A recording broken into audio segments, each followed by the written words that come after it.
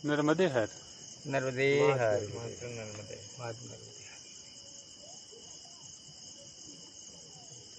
गुरु जी, हम आपसे प्रश्न करना चाहते हैं। हाँ बोलिए। दुनिया में अच्छी अच्छी सुंदर जगह है, सब सुविधा है, पर एक वीरान जगह ये वृक्ष के क्या मालूम, हम देखते हैं कि कुछ भी नहीं था यहाँ पे। और ये वृक्ष ऐसा है कि हम देखते थे कि इसकी उम्र क्या है, क्या मालूम, ये तो हमको मालूम नहीं। बाकी ये एक नए सिरे से प्रकाश में चालू है। तो ये वृक्ष की उम्र और इंसान की उम्र में क्या फर्क है? बराबर है कि इसकी ज़्यादा है? हमको ये चाहिए कि ऐसे के आदमी भी अगर इन्होंने कुछ तपस्या की वृक्ष ने, जब तो उनको नया रूप मिला है। और इसके पीछे हम इंसान भी ऐसी तपस्या करे, पेड़ की तरह खड़ा रहा कि कैसे भी इनका जीवन यापन किया इन्होंने। और उसके उपरांत इंसान भी ऐसा करे तो उसको भी ऐसा स्वरूप मिल जाएगा। जैसे इंसान जाता है आता है, शरीर भी छोड़ देता है, पर ऐसा कुछ जीवन में है कि इंसान तपस्या करते करते उसको नया रूप वहीं का वहीं मिल जाए। बड़ की तरह देख रहे हैं कि वृक्ष को नया रूप मिल गया, वो पुराना तो वहीं का वहीं लटका हुआ है। ऐसे के अपने कंकाल में से कुछ ऐसा भगवान की भजन या कुछ साधना करे तो ये रूप और भी प्रकाशित और नया हो जाए। इसका क्या है गुरुजी? वृक्ष की तरह इंसान भी अगर ऐसे कैसे करे और तब जब करे तो देखो आज यही वृक्ष तो पहला तो कुछ भी नहीं दिख रहा, पर नया और वापस चालू गया। ऐसे कैसी प्रगति में इंसान को भी अपने जीने के लिए ऐसे प्रगति मिले और नया रूप वहीं का वहीं चेंजेस करने का भगवान अवसर दे। इसे समझिए।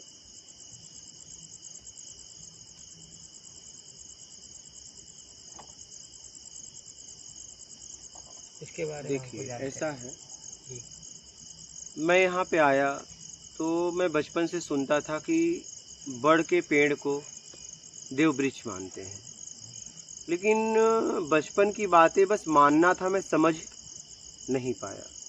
तो इस पेड़ के नीचे मेरा ज़्यादा बैठना हुआ। अभी देखो 1 महीना के ऊपर हो गया, मैं यहाँ से वहाँ नहीं जाता, बस नर्मदा जी स्नान और फिर ये बड़ का पेड़। तो मैंने देखा कि जब इसके नीचे मैं बैठा तो मैंने एहसास किया कि लाखों जीव इससे भोजन कर रहे हैं। क्या? लाखों जीव इससे भोजन कर रहे हैं, खेल कूद रहे हैं, हाँ बहुत खुश हैं। तब मुझे समझ में आया कि देव वृक्ष इसे क्यों कहते हैं, क्योंकि ये वृक्ष होने के बाद भी लाखों लोगों को भोजन करा रहा है। क्या? लाखों लोगों को भोजन करा रहा है, ठीक है। तब मुझे समझ में आया कि आखिर इसको देव वृक्ष क्यों कहा जाता है। एक पेड़ और लाखों जीव को भोजन करा रहा है, उसकी कोई इच्छा अपेक्षा नहीं है, भोजन जो कर रहे हैं उनसे कुछ भी नहीं है। चिड़ियों की खेलना, हाँ आप भी देख रहे हो ये बात,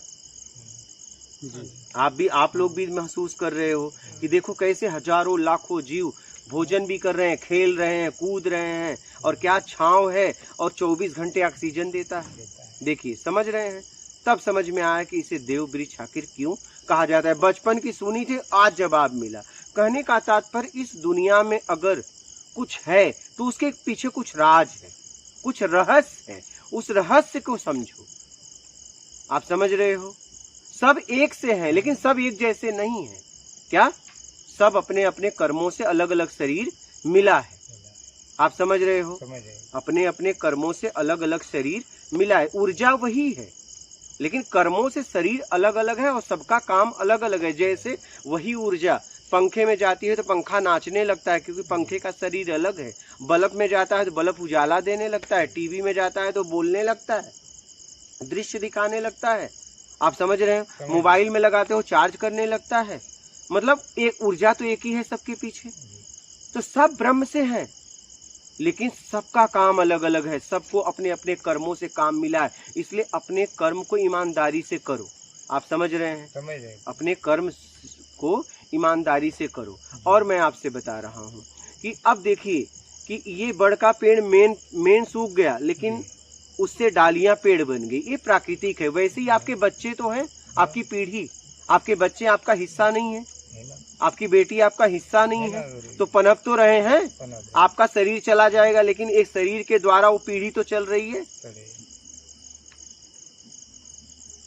गुरुजी हमको तो ऐसा लगता है ये वृक्ष की तरह आप जैसे संत भी हमको लगते हैं। क्यों? वृक्ष में और आप में कोई फर्क नहीं है। क्यों? ये इन्होंने इनकी शाखा में आपको ढाल रखा है और आपकी शाखा में हमको ढाल रखा है। हाँ, सबका काम है कुछ करना। तो और ये वृक्ष होके अगर इतना सेवा कर रहे हैं, हजारों लाखों को भोजन करा रहा है निस्वार्थ, हाँ, इसलिए इसे देव वृक्ष माना गया। तो हमारा भी कर्तव्य है मानव बन के हम भी समाज हित के लिए, इस प्रकृति के लिए कुछ करें, इस प्रकृति के लिए करें, चाहे धन से, चाहे तन से, चाहे ज्ञान से, चाहे जैसे भी। हमारा भी कर्तव्य है, दायित्व है।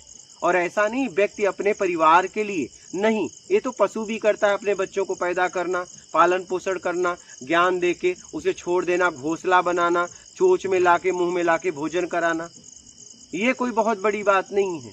ये तो आपके लिए लोगों ने किया, आपने उनके लिए किया। समाज के लिए करो, तब आपके मानव होने का मतलब है। और परमात्मा तक पहुंचने का सबसे सरल मार्ग है, पता है क्या? परोपकार। इससे सरल मार्ग कोई नहीं है। देखो मनुष्य और पेड़ में कोई अंतर नहीं, समझने की बात है। अगर धूप में से अगर कोई कंदराता आता है, इसके वृक्ष के छांव में अगर कोई बैठ जाता है घंटा, 2 घंटा, आधा घंटा, तो उसको शरीर को बहुत शांति मिलती है। ऐसे कैसे आप गुरु के चरणों में हम आते भटके हुए, कहाँ से क्या हमारा है सुधारगत करने के लिए ये सब आए हैं, कुछ बाहर से कितने जो आए, तो इसलिए आपके छत्र छाया में आए, वृक्ष की छाया जैसे, तो उसमें कुछ ज्ञान प्राप्त करो। और आपके द्वारा हम सुनने इतनी दूर से आए थे, ज्ञान प्राप्त कर रहे हैं और बहुत अच्छा मार्ग है। इसको और भी हमको आगे बताओ कि इससे हमको फायदा हो। देखो, ज्यादा से ज्यादा निष्काम सेवा में लगो, बिना इच्छा अपेक्षा का सेवा करो, जरूरतमंद की सेवा करो, योग्यता देख के सेवा मत करो, जरूरत देख के सेवा करो। समझ रहे हो? हम भी यही सब देखते हुए इस कुटिया का निर्माण इसीलिए किए कि किसी भी साधक को रहने का, भोजन का, चाहे वो स्त्री हो, चाहे पुरुष हो, चाहे साधक हो, चाहे साधिका हो, निसंकोच यहाँ आके भोजन और रहने की व्यवस्था निःशुल्क है, आके साधना कर सकते हैं। हमारा सहयोग जितना हो सकता है हम उन्हें करेंगे। समझ रहे हो? क्योंकि हमारा कर्तव्य है कि हमें उन लोगों को सहायता देना जो आगे बढ़ना चाहते हैं, समाज के लिए कुछ काम करना चाहते हैं। जिस लायक मैं हूँ, धन से, तन से, ज्ञान से, किसी न किसी लायक तो बनाया ही है आपको ऊपर वाले ने। तो आप सेवा में लगाओ अपने आप को, ज्यादा से ज्यादा निष्काम सेवा में लगाओ और जरूरतमंदों की सेवा करो। इसलिए मैं कहता हूँ कि कोई भी साधक को रहने में परेशानी है, भोजन में परेशानी है, तो आके यहाँ पे निःशुल्क व्यवस्था है, इसका उपयोग ले सकता है। और ये अपनों की कुटिया है, बिना दबाव संकोच का आए रहे, अधिकार से रहे, बस मर्यादा में रहे, यहाँ के नियम का पालन करे। कहीं भी रहो, देखो घर पे भी रहते हो तो माता पिता हैं, दादा दादी हैं, बच्चे हैं, लेकिन सबका सम्मान करते हुए हमें जीना पड़ता है। क्या? सबका सम्मान नियम में रहते हैं, तभी घर का, जो घर अनुशासन में जो चलता है वही संस्कार पैदा होता है। तो मर्यादा में रहते हुए आके यहाँ साधना करें, ठीक है? अच्छा है गुरुजी, ये तो हम आपको अब जब आए थे तो ये जगह आपके लिए, आपके दिमाग में तो बैठ गया कि ये जगह उचित है, बाकी हमको उचित नहीं लग रही थी उस समय में। उस समय नहीं लग रही थी, बहुत काटे थे, बहुत अटाला था। मैंने एक तरफ कहाँ पड़े गुरुजी, यहाँ पे जी जानवर भी घूमते हैं, कहीं कहीं है, तो मैंने कहा वहाँ पे जगह अच्छी है, वो उचित रहेगी। नहीं बोले हमको यही उचित लगेगी, आप तो ये काटे वाटे उनको हटाओ, उसके बाद में देखेंगे। आज देख रहे हैं कि वही जगह बंजर थी, वो सुंदर हो गई और सुंदर हो गई, और ये वृक्ष की महिमा बढ़ गई। इसके छत्र छाया में कितना सुंदर लगता है। और कितनी दूर से भैया राजस्थान से आए, कोई हरियाणा से आए हैं, ये राजस्थान से, वो पंजाब से आए, इंदौर से आए। इंदौर से। इनके भाग्य में ऐसी कहाँ यहाँ पे कब आते हैं सही। और बहुत सुंदर है। इसके लिए क्या है कि सबको अच्छा लगे और बहुत बढ़िया है गुरुजी, और हमको ये मार्गदर्शन देते रहे। संत पेड़ की तरह होता है। जी। जैसे इस वृक्ष पे हाँ। कहाँ कहाँ से लोग भोजन करने जीव आता है, लेकिन ये पेड़ है तभी आता है, पेड़ नहीं होता तो नहीं आते यहाँ। ठीक है, तो संत भी वृक्ष जैसा होता है कि उसके यहाँ कोई भी आके रह सकता है। क्या आप समझ रहे हो? समझ रहे वो हैं। निस्वार्थ देता रहता है, देता रहता क्योंकि वो इच्छा अपेक्षा से मुक्त हो जाता है और वो जो भी करता है समाज के हित के लिए करता है। जैसे ये पेड़ पे देखो कहाँ कहाँ से आ जाते हैं और फिर खा पी के चले जाते हैं, वैसे ही संत के पास लोग आते हैं, तरह तरह के कहाँ कहाँ से आएंगे और ज्ञान लेके चले जाएंगे और अपना आत्मिक कल्याण करेंगे। समझ रहे हो? समझ रहे हैं गुरु जी। जैसे तो वहाँ पे वो लोग अपना भोजन की व्यवस्था है और आके अपना पेट की तृप्ति करते हैं, जी। और वैसे ही यहाँ आके आत्मिक तृप्ति करते हैं सत्संग सुन के। समझ रहे हो? तो संत वृक्ष वृक्ष की तरह होता है, देखते हैं कोई फल- भी आ सकता है, कोई भी आ सकता है। जैसे इस पेड़ पे कोई भी आ सकता है, क्या वैसे ही संत के पास कोई भी आ कोई सकता है। भी आ सकते हैं गुरु। देखा है सब उनको मान सम्मान देते हैं, जैसे वृक्ष की तरह की कोई भी आके बैठो उनको कोई फर्क नहीं पड़ता। ऐसा संतों की छाया में कितने आते एक हैं, समान, एक समान, कोई ऐसा भी नहीं है कि कुछ कोई नहीं, सी भेदभाव कोई भी हो। की कुछ भी नहीं है।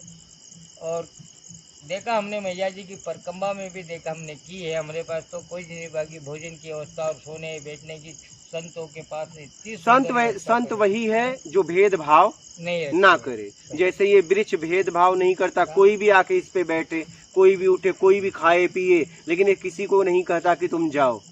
क्या सबको वही सुकून देता है। वैसे ही संत सबके लिए बैठे हैं।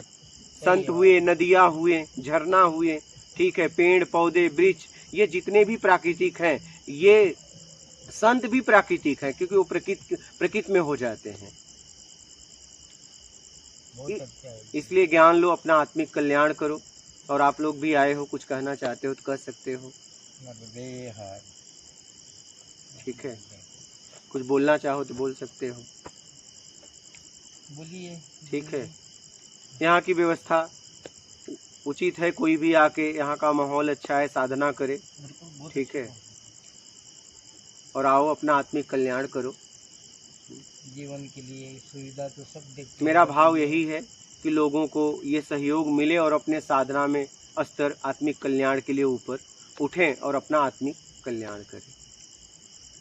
समझिए? और कोई प्रश्न है? ठीक है, ठीक है गुरु जी। ठीक है, अपना कल्याण करिए और आगे बढ़िए जीवन में।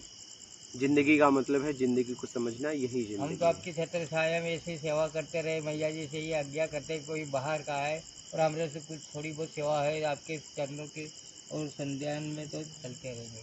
मात नर्मदे। बात ना करिए।